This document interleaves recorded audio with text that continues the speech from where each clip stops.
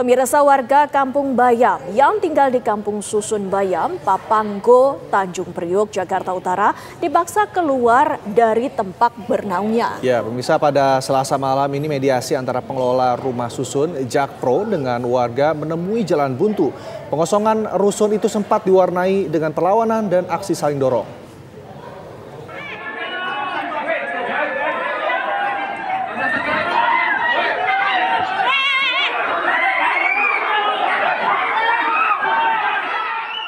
Warga Kampung Bayam yang tinggal di rumah susun 3 lantai atau Kampung Susun Bayam mencoba menghalangi puluhan petugas keamanan PT Jakarta Propertindo Jakpro yang mencoba masuk ke hunian mereka. Mereka mencoba sekuat tenaga mendorong aparat yang mencoba mengosongkan tempat ini. Instruksi pengosongan Kampung Susun Bayam dikeluarkan oleh pengelola rusun Jakpro yang merupakan perusahaan profesional milik pemerintah Provinsi Jakarta. Suasana Kampung Susun Bayam yang terletak di kawasan Jakarta International Stadium atau JIS ini mencekam semenjak ratusan petugas berseragam mengepung bangunan vertikal ini Selasa siang. Tak sedikit yang diam-diam mencoba masuk. Mereka yang ketahuan langsung diusir. Koordinasi sama saya warga. Koordinasi sama siapa? Bapak usah teriak-teriak, Pak. Kita baik-baik semua di sini. Ya makanya udah bertahan begini. Koordinasi. Jangan begitu, Pak. Pak, bicara dulu, Pak. Tolong.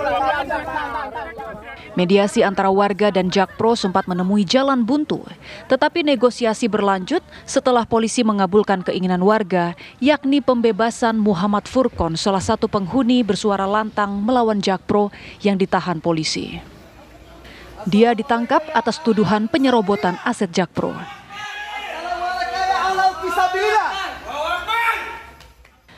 Kebebasan Furkon disambut tangis haru penduduk Kampung Bayam.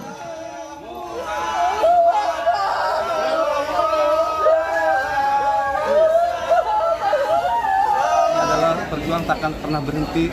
Air mata kami bukan air mata untuk meratap kesedihan, namun air mata kami adalah meratap untuk kebahagiaan, di mana keadilan ini peringatan untuk seluruh pejabat dan penguasa bahwasannya kaum papa ini adalah kuasa untuk negara, bukan pejabat atau kuasa. Melainkan kami yang butuh perhatian di pundak pemerintah dan para pejabat itu ditanggung rakyatnya. Seharusnya di sini kita peringati bahwasannya hari ini bukan untuk kebebasan kaum papa, namun ini adalah kebebasan untuk kaum pejabat dan penguasa. Hatur saya, semoga kalian semua menikmati apa yang menjadi penindasan untuk kami.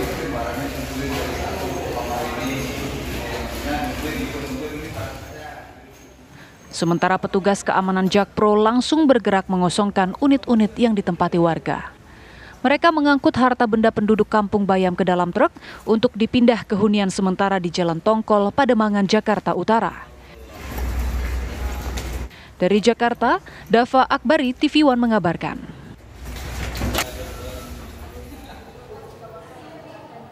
Karut-marut tempat tinggal warga Kampung Bayam di Papanggo, Jakarta Utara sudah melalui perjalanan panjang.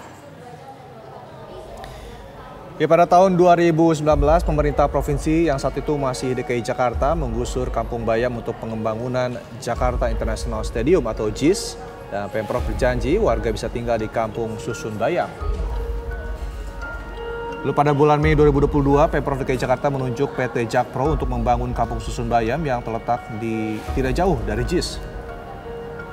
Dan 5 bulan setelahnya, Gubernur Jakarta saat itu Anies Baswedan meresmikan Kampung Susun Bayam. Dan pada tanggal 20 November 2022, warga dijanjikan bisa menghuni Kampung Susun Bayam. Namun prosesnya terkendala perizinan administrasi dan tarif hunian.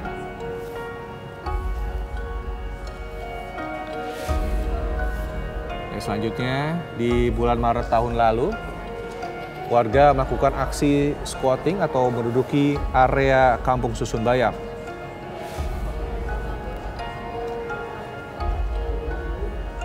Lalu kemarin, 21 Mei 2004, PT Jakpro meminta warga mengosongkan Kampung Susun Bayam.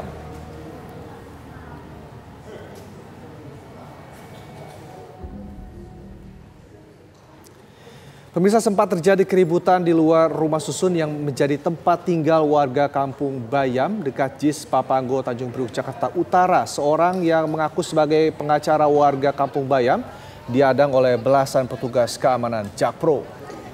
Lelaki ini marah karena dilarang masuk ke rumah susun yang ditempati warga Kampung Bayam.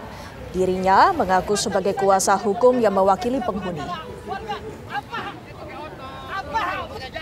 Kita tanya Jakpro, tanya lo cuma jalanin sesuai perintah. dari tadi lo kenapa lo nggak boleh saya masuk? Bisa pelan nggak? Kok bisa pelan gimana? Dari tadi saya bilang kenapa saya... Selanjutnya petugas keamanan memperketat penjagaan pintu menuju rumah susun yang terletak dekat dengan Jakarta International Stadium ini. Mereka tidak mengizinkan siapapun masuk termasuk wartawan sekalipun. Yang saya tahu, saya dipanggil oleh klien saya untuk datang ke tempat ini. Saya datang ke tempat ini, saya bicara baik-baik, Pak, saya mau masuk, saya pengacara warga. Ini yang mengaku dari, katanya ini pengaman dari Jakpro. Mereka tadi bilang Jakpro. Mereka ngaku tadi pengaman Jakpro, Satpam Jakpro, bahwa ada catatan tidak boleh masuk pers dan pengacara ke dalam Kampung Bayam. Warga Kampung Bayam laki-laki terpaksa pindah dari tempat yang dihuninya. Kali ini mereka berada di hunian sementara di kawasan Pademangan, Jakarta Utara yang letaknya sekitar 11 km atau sekitar setengah jam dengan mobil dari JIS. Ya, lalu seperti apa kondisi mereka sekarang? Kita akan tanyakan kepada Celia Alexandra yang berada di lokasi. Celia, bagaimana dengan keadaan di Huntara yang saat ini ditempati oleh warga Kampung Bayam? Ya, Rendra, Windy dan juga pemirsa, kami memantau langsung bagaimana hunian sementara yang ada di Jalan Tongkol, Jakarta Utara saat ini. Kalau bisa Anda lihat di samping saya saat ini, pemirsa, ini memang barang-barang masih berserakan karena memang yang kita ketahui kemarin di hari Selasa kemarin perpindahan dari Kampung Susun Bayam ke lokasi hunian warga sementara saat ini memang sangat terburu-buru sehingga warga memang masih belum memasukkan barang-barangnya ke dalam rumah, dan ini kita akan coba lihat bagaimana kemudian hunian warga sementara di Jalan Tongkol ini. Kalau kami bisa lihat, pemirsa, di sini ada. Halo Ibu, permisi, boleh minta waktunya sebentar, Bu? Boleh, Kak. Ibu dengan Ibu siapa, Bu? Saya Neneng Kurniawati. Ibu, ini kan saya lihat barang-barangnya masih berantakan, Bu. Gimana, Bu? Ini memang baru pindah mendadak sekali ya, Bu ya? Sangat mendadak, dan kami kalau boleh bilang menggerdukan kemarin itu tarik paksa pindah gitu. Karena ya tanpa ada pemberitahuan atau dialog dengan warga. Lalu kami ya mau nggak mau, tapi kami tetap pindahkan kembali ke hunian sementara yang awal. Alhamdulillah kami sudah di hunian sementara. Sementara ini ya begini, masih berantakan. Ibu, kan ini udah pindah dari kemarin. Semalam tidurnya bagaimana, Bu? Kalau misalnya saya lihat saat ini tidak ada ruang untuk tidur, Bu, semalam. Bagaimana, Bu? Tadi malam belum sempat tidur banget sih, paling hanya beberapa sekitar 10 menit lah, karena kan memang beres-beres dari pagi sampai subuh. Kami ya tidur di luar di bangku, ngeletak itu aja karena udah kelelahan. Ibu, kalau saya lihat dari bangunan saat ini memang bangunan yang disediakan atau seperti apa, Bu, sebelumnya? Bangunan hunian sementara saat ini? Ya. Bangunan ini tidak disediakan oleh pemerintah atau Jakpro. Ini melainkan bangunan ini ya kalau dibilang memang tidak layak. Ini kolektif warga. Kolektif warga itu kami dapat santunan dari Jakpro itu ya untuk membangun hunian sementara ini gitu. Lahannya dipinjamkan oleh Pemda. Oke, berarti uang yang disampaikan kemarin, uang santunan ini dikumpulkan, Bu, gitu ya, untuk pembangunan rumah hunian sementara ini ya, Bu ya? Betul. Hunian sementara ini awalnya ini memang bukan rumah. Ini ya tanah kosong yang begitu bala, rumput-rumputnya tinggi, pohon-pohonnya tinggi. Kami membebat alas dan kami meminta izin di ERT setempat untuk hunian sementara ini gitu. Alhamdulillah kami diterima. Ibu, kalau saya lihat ini sekarang, pemirsa, saya bisa gambarkan, ini kameramen saya akan menggambarkan kepada Anda bagaimana lokasi situasi di sini ya Bu, saya izin ya Bu ya.